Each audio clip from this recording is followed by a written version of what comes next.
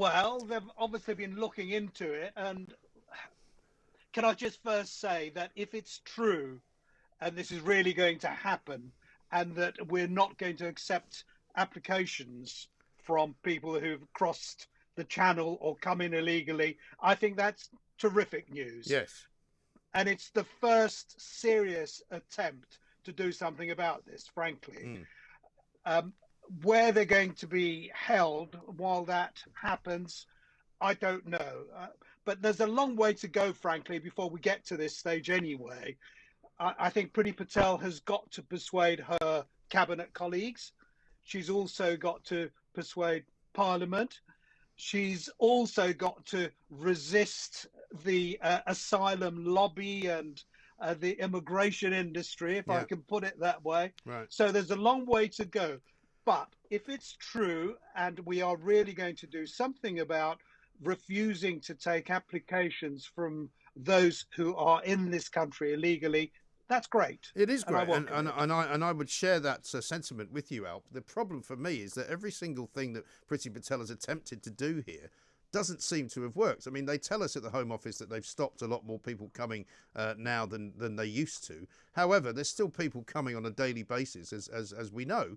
As long as the weather's okay, they're going to keep coming. And it's got nothing to do with Brexit. It's got nothing to do with the border force being better at dealing with it. They seem to come here because they know if they reach the shores of this country, they'll be taken off the dinghy, they'll be put into a hotel or some kind of accommodation, and they will be looked after. And they will probably find it very, very difficult to be moved. Yeah, absolutely right. I mean, you, as ever, you speak a lot of sense, Mike. Thank you for that. There aren't many people doing it in there aren't, I'm afraid, no. in the airwaves at the moment. But the fact is that it hasn't stopped. People haven't stopped crossing in dinghies. They haven't stopped coming in the backs of lorries, frankly, and a lot more at the moment are coming in the backs of lorries than are even crossing the channel. And you're absolutely right. What we've got to do is remove the incentive from not just the dinghy crossers, the people who are coming in dinghies, but from the traffickers as well. At the moment, they're making a great deal of money by simply getting people into this country by putting them on a boat on the other side of the channel.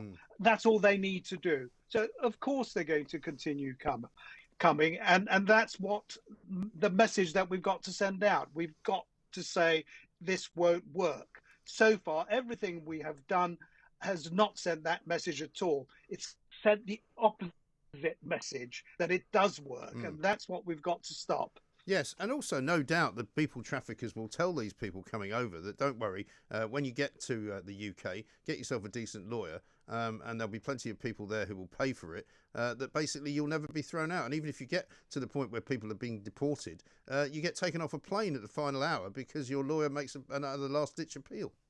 Yeah, well, there's a huge amount of abuse, and that's not just Priti Patel who's been saying it, but even Lord Chief Justices have said in the past that there is a great deal of abuse, and asylum is used as a device, frankly, to delay departure, to delay returns. And that too has got to be tackled. So far, all that's happening is that numbers are going up. The cost of this is absolutely astronomical. It's costing us £1 billion a year just to deal with the asylum issue. That's not good enough. That's not acceptable, and it's not what people want. And it's something that the government really has got to get serious about. If Priti Patel intends to do that, I say, well done, Priti.